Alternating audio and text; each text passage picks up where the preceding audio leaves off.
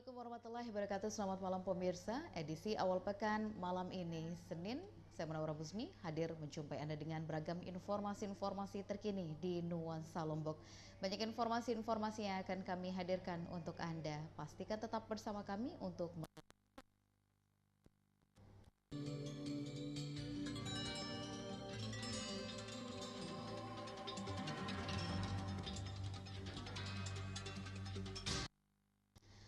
Informasi pertama malam ini adalah terkait dengan Satuan Reserse dan Kriminal Polres Kota Mataram yang berhasil mengamankan pencuri spesialis batu akik bernilai puluhan juta rupiah. Pelaku berhasil diamankan oleh polisi berdasarkan hasil rekaman CCTV milik korban.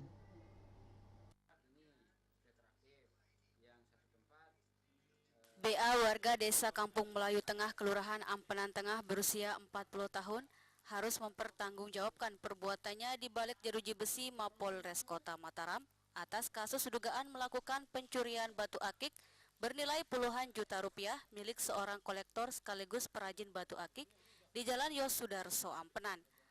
Pelaku yang kesehariannya berprofesi sebagai buruh bangunan ini kini ditahan di Mapolres Mataram beserta barang bukti batu akik yang diperkirakan harganya mencapai puluhan juta rupiah.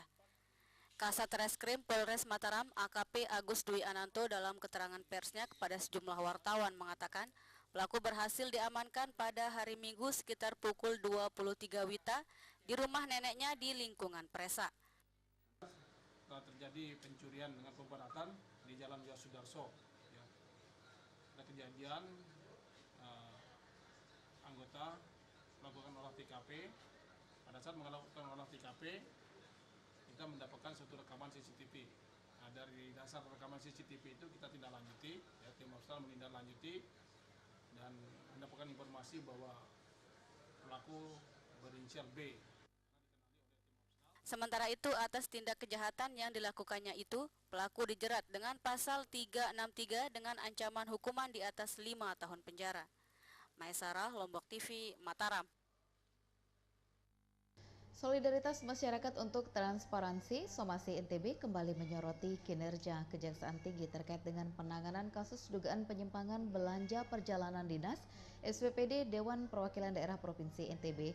Selain itu, Somasi menyayangkan langkah kejaksaan yang tidak mempidanakan oknum terduga anggota Dewan yang melakukan penyimpangan anggaran SPPD. Memasuki bulan ke-7 penanganan kasus dugaan penyimpangan anggaran belanja perjalanan dinas anggota Dewan Provinsi NTB senilai 4,5 miliar rupiah yang dilakukan Kejaksaan Tinggi NTB melalui skema penagihan secara perdata masih jalan di tempat. Pasalnya selama berbulan-bulan penanganan kasus tersebut, tim Kejaksaan melalui bidang tata usaha dan perdatanya hanya mampu menagih sekitar 500 juta rupiah.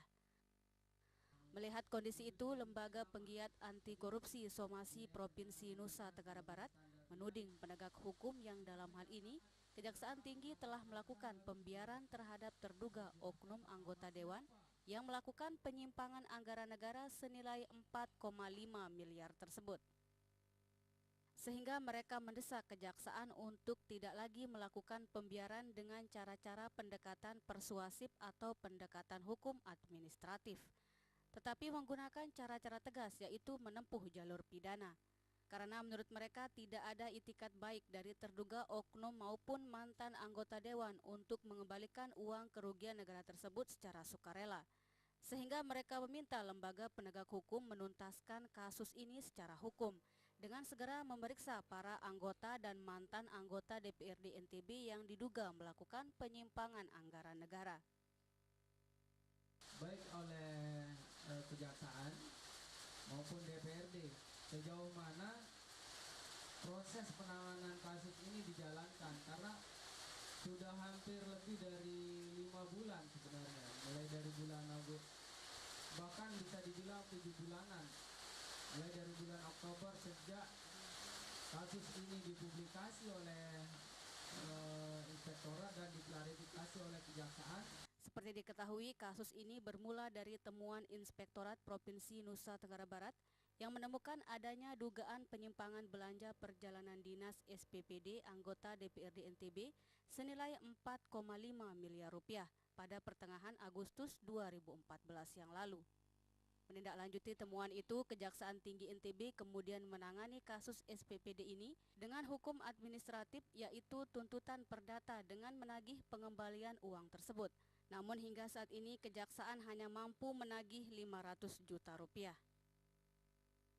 Ruhaili, Lombok TV, Mataram. Partai Amanat Nasional akan tetap mengutamakan dan juga memprioritaskan kader di Pilkada serentak pada Desember mendatang. Kendati tidak menempatkan kader tiap-tiap kabupaten kota yang akan menggelar pilkada, namun PAN memastikan jika sejumlah kadernya akan maju sebagai calon kepala daerah, di mana finalisasinya DPW PAN NTB tinggal menunggu rekomendasi dari DPP PAN di Jakarta.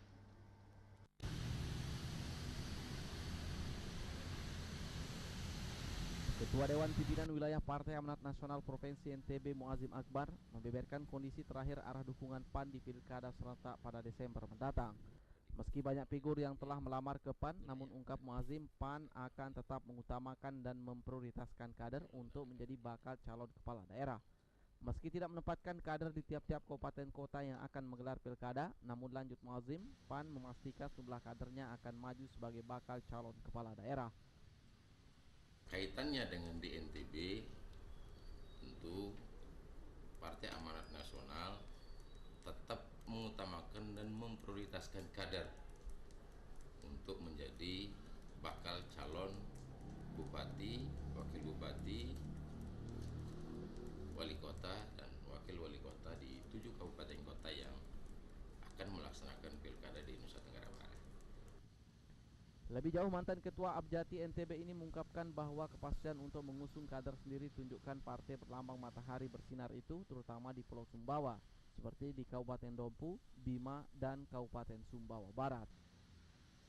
Sedangkan untuk di Pulau Lombok, di 3 kabupaten kota yang akan menggelar pilkada yakni Kota Mataram, Kabupaten Lombok Utara, dan Kabupaten Lombok Tengah, PAN hanya memastikan kadernya maju di Kabupaten Lombok Tengah pada posisi wakil bupati. Sementara itu, untuk finalisasi dukungan PAN terhadap masing-masing bakal calon, DPW PAN NTB saat ini tinggal menunggu rekomendasi dan surat keputusan dari DPP PAN di Jakarta. Pasalnya, tambah Muazim, tim pilkada bersama ketua DPW dan DPD di 7 kabupaten kota yang akan menggelar pilkada, ungkapnya sudah dipanggil oleh tim pilkada dari DPP PAN, sehingga dirinya memastikan selambat-lambatnya pekan ini DPW PAN NTB sudah akan menerima rekomendasi dan keputusan DPP PAN terkait dukungan yang akan diberikan kepada bakal calon. Dedi Suryandi, Lombok TV, Mataram. Menghadapi pemilihan wali kota dan wakil wali kota Mataram, Partai Gerindra mendukung adanya figur alternatif selain pasangan Aman Jilid 2. Dari sejumlah nama yang muncul, Partai Gerindra nampak sangat sreg dengan MNS Kasdiono dari Partai Demokrat, dan bahkan bila Kasdiono jadi diusung oleh Demokrat, maka Gerindra sudah menyiapkan pendamping yakni antara Muhtar dan juga Baik Mirdiati, yang keduanya adalah kader Partai Gerindra. Hal itu ditegaskan Ketua DPD Partai Gerindra Provinsi NTB Wilgo Zenar dalam menanggapi dinamika Pilkada Kota Mataram yang akan digelar serentak bersama 6 kabupaten kota lainnya pada Desember mendatang. Di mana Partai Gerindra, ungkap anggota DPR RI ini, sangat siap menghadapi Pilkada di 7 kabupaten kota termasuk Pilkada Kota Mataram. Untuk Pilkada Kota Mataram, Wilgo mengaku sangat mendukung adanya figur alternatif yang bisa menjadi pilihan lain selain pasangan Aman Jilid 2. Dari sejumlah nama yang muncul, nama MS Kasdiono, politisi Partai Demokrat, menurut Wilgo menjadi figur yang realistis maju sebagai bakal calon alternatif wali kota Mataram. Sehingga jika Demokrat mantap mengusung Kasdiono, tegas Wilgo, maka Gerindra ungkapnya siap akan memberikan dukungan dan menyiapkan pendamping yakni antara Muhtar dan Baik Mirdiati, yang keduanya adalah kader Partai Gerindra. Bahkan nama Karim juga disebut-sebut anggota Komisi 7 DPR RI ini akan dipasangkan dengan Kasdiono. Ya, saya kira kalau Aman sudah jelas sudah, ya kan? Nah, kita ingin ada sebuah pilihan bagi rakyat untuk melihat siapa yang terbaik di antara itu, dan kita akan ambil pada posisi arahnya kepada figur alternatif. Yang dari beberapa komunikasi tampak Pak Kasdiono ya ingin ditampilkan, dan saya kira cukup realistis. Berarti kader sendiri nggak dimunculkan di Kota Kader Mataram? sendiri kita untuk pendamping, ya, yaitu tadi Pak Mukhtar atau baik Mirdiati, anggota DPRD Kota Mataram. Ya kan? Lebih jauh, Wilgo Zenar mengungkapkan dari berbagai kemungkinan yang akan terjadi di Pilkada Kota Mataram, pihaknya sudah membangun komunikasi dengan sejumlah partai politik untuk menyiapkan figur dan bakal calon alternatif. Meski dari komunikasi yang terbangun, ungkap Wilgo belum terjadinya kesepakatan politik, namun dirinya memastikan telah adanya kebersamaan dan kesepahaman untuk munculkan calon alternatif yang akan diusung sebagai bakal calon wali kota dan wakil wali kota Mataram. Jadi Supiandi, Lombok TV, Mataram. Nuansa Lombok akan kembali hadir untuk Anda, tetap bersama kami usai jeda pada warna berikut.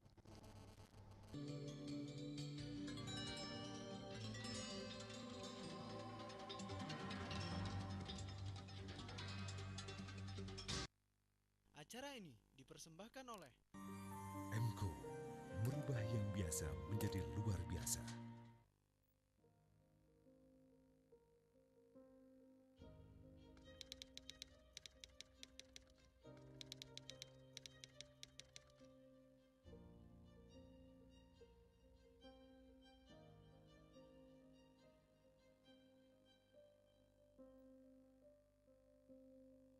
Saat ini korban sudah banyak berjatuhan. 50 orang setiap harinya mati sia-sia karena narkoba. 4 juta generasi bangsa hancur terjerat narkoba. Kita sudah dalam darurat narkoba. Apakah kita biarkan keadaan seperti ini? Para korban penyalahguna narkoba telah kehilangan masa lalu dan masa kininya. Jangan sampai mereka kehilangan masa depannya. Mari kita rehabilitasi.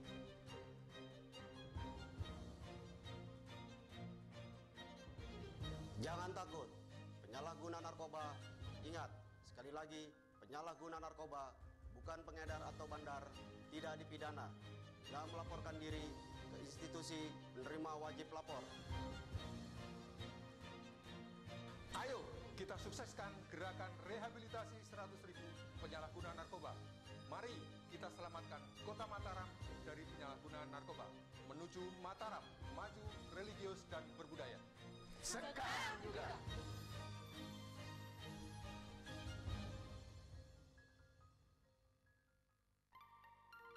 Selamat datang di dunia warna MCO. Warna adalah karakter, inspirasi, ekspresi, lambang dan harapan. Inovasi warna MCO, cat kayu dan besi yang penuh inspirasi. Energi kesegaran yang menenteramkan dan ketenangan yang penuh percaya diri dipancarkan warna biru safir sebagai simbol kemakmuran dan kelimpahan. MCO, merubah yang biasa menjadi luar biasa.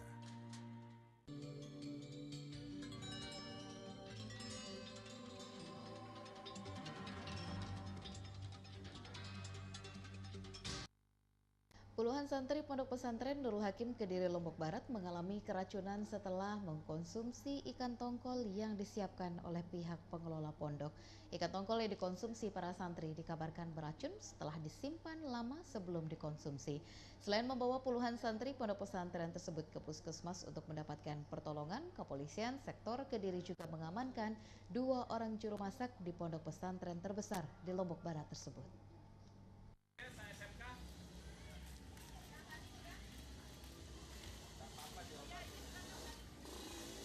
Setidaknya 57 orang santri dilarikan ke Puskesmas Kediri Lombok Barat pada jam 4 Minggu sore kemarin. Para santri itu diketahui keracunan makanan setelah mengkonsumsi ikan tongkol yang disajikan pihak pondok pesantren untuk makan siang. Diduga tongkol itu beracun disebabkan kadaluarsa. Pihak kepolisian sektor Kediri yang mendapat laporan tersebut langsung memberikan pertolongan dengan membawa ke 57 orang santri itu ke Puskesmas Kediri. Setelah melakukan pemeriksaan, kepolisian juga mengamankan 2 orang juru masak di pondok pesantren tersebut. SPK langsung menuju ke TKP di Pondok Pesantren Nurul Hakim. Jam berapa tadi? Jam informasi diperoleh yaitu jam 2 makan siang. Mereka makan menggunakan ikan tongkol, lauknya tongkol. Ya. Jadi setelah itu mereka setengah 4 baru merasakan bahwa mereka muntah, mual, kemudian sesak, gatal, muka kemerahan.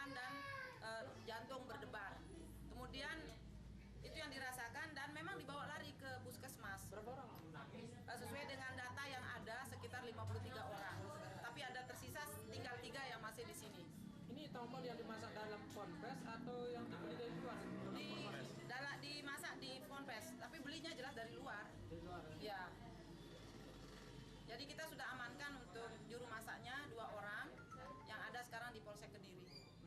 Ada pernyataan? Saat para santri diberikan perawatan medis, pihak kepolisian sempat bersitegang dengan pihak keluarga yang emosi melihat anaknya keracunan. Beruntung perang mulut itu tidak berlanjut karena warga yang lain meminta si orang tua untuk meninggalkan puskesmas. Sahdan, Lombok TV, Lombok Barat. Jalan sudah. Personil Satuan Polisi Pamong Praja Kota Mataram menghentikan secara paksa sejumlah pendirian bangunan tempat usaha yang masih dalam tahap pengerjaan. Langkah tegas tersebut diambil akibat keberadaan bangunan-bangunan tersebut ditengarai tidak mengantongi izin mendirikan bangunan yang dikeluarkan oleh pemerintah daerah setempat.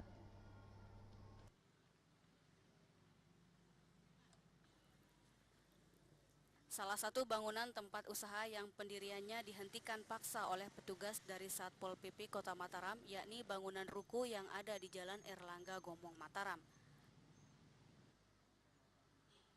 Pantauan tim liputan Lombok TV, sejumlah pekerja proyek yang tengah memasang atap kanopi ini diminta untuk menghentikan aktivitasnya. Dihentikannya aktivitas pendirian kanopi ini karena pendirian bangunan tambahan yang berdiri di atas lahan parkir ini ditengarai tak memiliki izin dari pemerintah Kota Mataram. Selain tak memiliki izin desain dari bangunan tambahan itu juga dianggap melanggar aturan. Kan anunya kan izin ya, karena untuk penambahan ke depan tidak boleh masang kanopi pakai tiang. Yang boleh, ya harus pakai gantungan. Terus untuk sementara seperti apa? Sementara ya kita stop aja dulu lanjutannya, harus ke kantor aja dulu. Sementara itu, selain bangunan kanopi milik salah satu ruko di kawasan Kelurahan Gomong ini, di waktu yang hampir bersamaan, petugas juga melakukan aktivitas serupa menghentikan paksa pendirian 2 unit bangunan yang ada di Jalan Brawijaya Mataram, di mana kedua bangunan tersebut juga di-stop pembangunannya karena pemiliknya tidak mampu menunjukkan izin pendirian bangunan. Irham Rosidi, Lombok TV, Mataram. Sementara itu, sistem pelayanan perizinan berbasis online yang telah diwacanakan oleh Badan Penanaman Modal dan Perizinan Terpadu Kota Mataram dipastikan akan mulai diluncurkan dalam 2 bulan mendatang. Perizinan berbasis online tersebut pun selain efektif dalam menghemat waktu serta biaya, juga sebagai salah satu inovasi baru memberikan pelayanan perizinan kepada masyarakat, tentunya dalam mengurus izin tanpa perantara calon.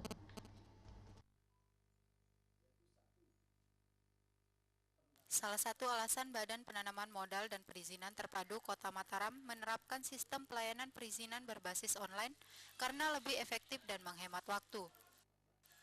Rencananya pelayanan perizinan berbasis online ini akan mulai diluncurkan dalam 2 bulan mendatang. Saya kemarin sudah mengutus kepala bidang untuk studi banding. Bagaimana sih orang online itu?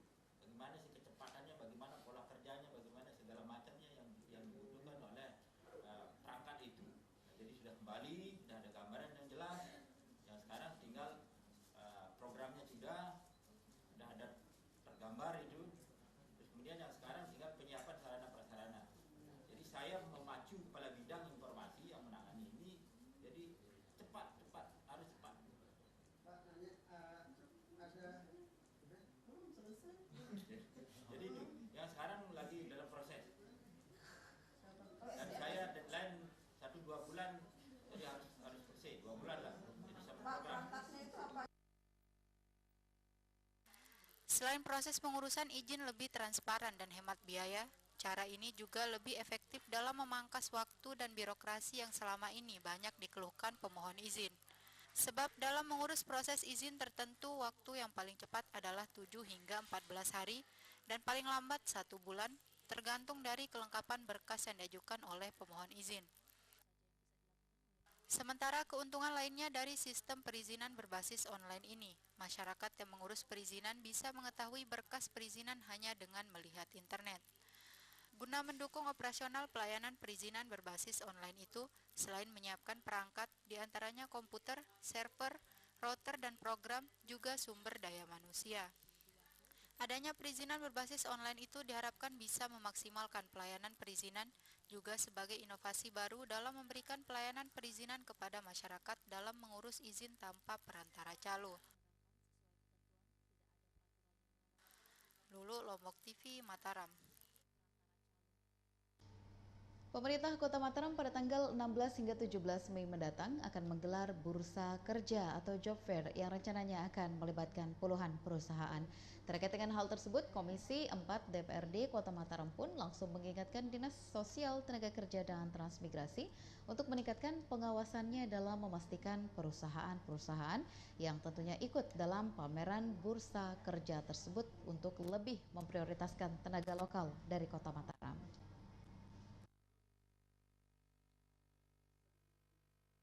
Ketua Komisi 4 DPRD Kota Mataram Haji Muhir di hadapan sejumlah wartawan menjelaskan, Bursa Kerja yang akan digelar oleh pemerintah Kota Mataram 16 hingga 17 Mei mendatang tentu saja merupakan langkah positif dalam menekan angka pengangguran di Kota Mataram.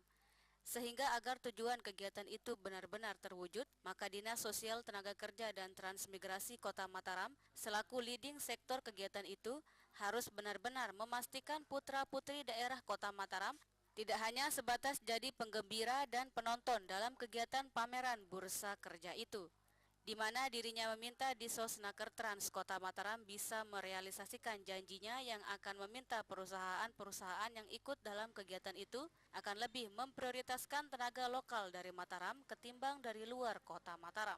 Sebab selama ini dirinya melihat meski laju investasi di daerah ini terbilang sangat pesat, kondisi itu tetap dianggap masih belum optimal dalam menekan angka pengangguran di ibu kota provinsi NTB ini. Di mana karena kurangnya pengawasan yang dilakukan oleh Dinas Sosial Tenaga Kerja dan Transmigrasi Kota Mataram, membuat hampir sebagian besar perusahaan yang beroperasi di Mataram lebih banyak merekrut karyawan dari luar daerah. Untuk itu, agar kenyataan itu tidak kembali terulang, dari pameran Bursa Kerja ini tidak mampu memberikan dampak positif dalam mengurangi angka pengangguran. Politisi Partai Golkar ini dengan tegas meminta Disosnaker Trans Kota Mataram serius dalam melakukan pengawasan dan tidak hanya sekedar melakukan pengawasan dari belakang meja seperti apa yang selama ini ia saksikan. Ini kenapa tidak memakai tenaga lokal? Karena pengawasan dari Disnaker Trans ini nanti kita minta jangan bicara-bicara saja dia juga. Pengawasan, jangan dia dalam mimpi saja pengawasannya dia itu. Ya. Karena itu saya minta kepada Dinas Sosial Disnaker Trans untuk mengawasi dengan ketat. Karena masih ada tenaga-tenaga kita yang belum terserap di hotel maupun di Indomaret atau perusahaan-perusahaan lain. Nah, untuk itu kami minta jangan dia berbicara di koran saja. Supaya dia benar-benar turun, data jelas. Kami tidak mau ditipu lah. Seperti diketahui dalam rangka mengurangi angka pengangguran, pemerintah Kota Mataram pada tanggal 16 Mei hingga 17 Mei 2015 mendatang akan menggelar pameran Bursa Kerja. Dalam kegiatan Bursa Kerja yang diagendakan berlangsung di Mataram Mall itu akan diikuti oleh puluhan perusahaan dan diprediksi kurang lebih 1.000 orang pengangguran terdidik akan diserap oleh perusahaan-perusahaan yang ikut dalam kegiatan pameran Bursa Kerja tersebut. Irham Rosidi, Lombok TV, Mataram. Dan informasi terkait dengan pameran Bursa Kerja tadi menutup jumpa kita di Nuansa Lombok malam ini. Untuk Anda yang membutuhkan dan juga menunggu-nunggu event ini tentunya bisa memanfaatkan waktu sebaik mungkin. Dan kini saatnya saya Munawwarah Musni pamit undur. Terima kasih Anda telah bersama kami. Wassalamualaikum warahmatullahi wabarakatuh. Selamat malam dan sampai jumpa.